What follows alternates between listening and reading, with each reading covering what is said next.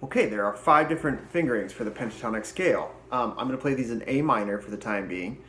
So that means all of my roots are going to be on A notes. So I'm going to start with the most common fingering, which has the root on the 5th fret of the A string. So this is going to be A minor pentatonic.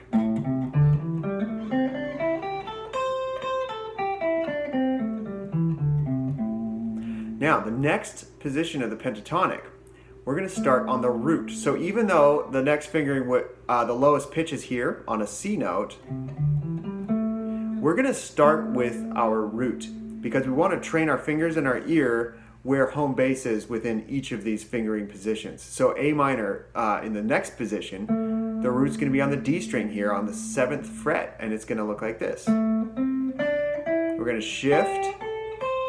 Now we go backwards. Now we're going to walk back to our root, so we hear that resolution within that fingering. The next fingering, the root is on the A string, so A on the A string will be 12th fret. Now this one, once again, we're not going to start with the lowest possible note, we're going to start with the root. This one, we go immediately to a new string, so it's going to be this fingering.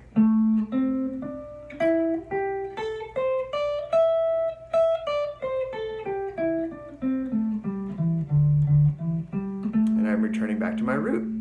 Now, the next position will be my 12th fret again, except you'll notice that the previous position we faced this direction on the fretboard. This one, our index finger anchors here, and we face up the fretboard more. So here it is, A on the A string, 12th fret.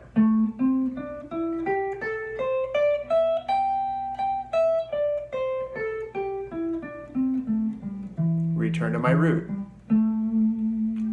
Now the last fingering is really, it butts up against the first fingering. So we could play it in the key of A minor, we can play it off that 5th fret down here, or we could play it off the 17th fret rather, up here. But I'm gonna play it down here for today. So here's your bass note, goes immediately to the next string, I shift back, now I'm gonna return.